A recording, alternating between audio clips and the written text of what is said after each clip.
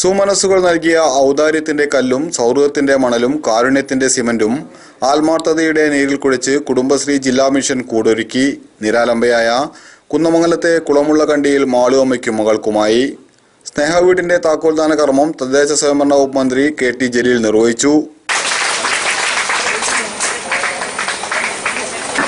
മലയാളക്കരയിലെ സ്ത്രീക്ക്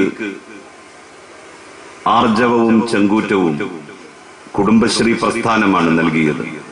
കുടുംബശ്രീ പ്രസ്ഥാനം മലയാളക്കരയിലെ സ്ത്രീകളുടെ കരുത്ത് എന്താണെന്ന് മാലോകരെ ബോധ്യപ്പെടുത്തി. കുടുംബശ്രീ ഒരു ജീവിതത്തെ സാർത്ഥമാക്കിയിരിക്കുന്നു. ഇല്ലാതാകുമെന്ന് കരുതിയിരുന്ന ഒരു കുടുംബത്തിന്റെ വസന്തകാലത്തെ അവർ പുനഃസൃഷ്ടിച്ചിരിക്കുന്നു. പുഷ്കലമായ ഒരു കാലത്തെ വരവേൽക്കുവാൻ ഒരുപാട് ഓർമ്മകൾ മാളുവമ്മയ്ക്കും അവരുടെ കുടുംബത്തിനും കുടുംബശ്രീ സമ്മാനിച്ചിരിക്കുന്നു. കുന്നമംഗലം MLA PT റഹീം അധ്യക്ഷത വഹിച്ചു. കുന്നമംഗലം പുയ്യയിൽ നടന്ന പരിപാടിയിൽ ഗ്രാമപഞ്ചായത്ത് പ്രസിഡന്റ് TK സീനത്ത് സ്വാഗതം പറഞ്ഞു.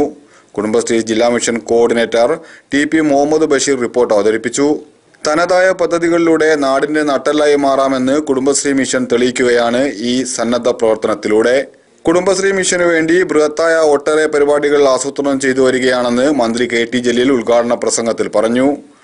പൊതുമാർക്കറ്റിൽ 50-60 രൂപയ്ക്ക് കിട്ടുന്ന 20 ലിറ്റർ വെള്ളം കേവലം 20 രൂപക്കാണ് കുടുംബശ്രീ വീടുകളിൽ എത്തിച്ചുകൊണ്ടിരിക്കുന്നത്.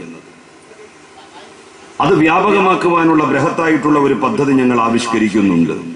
ബ്ലോക്ക് പഞ്ചായത്ത് പ്രസിഡന്റ് രമ്യ ഹരിദാസ് ഉപഹാര സമർപ്പണം നടത്തി.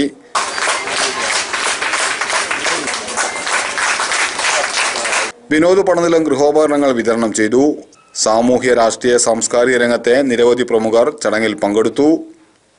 News bureau Kunnamangalam.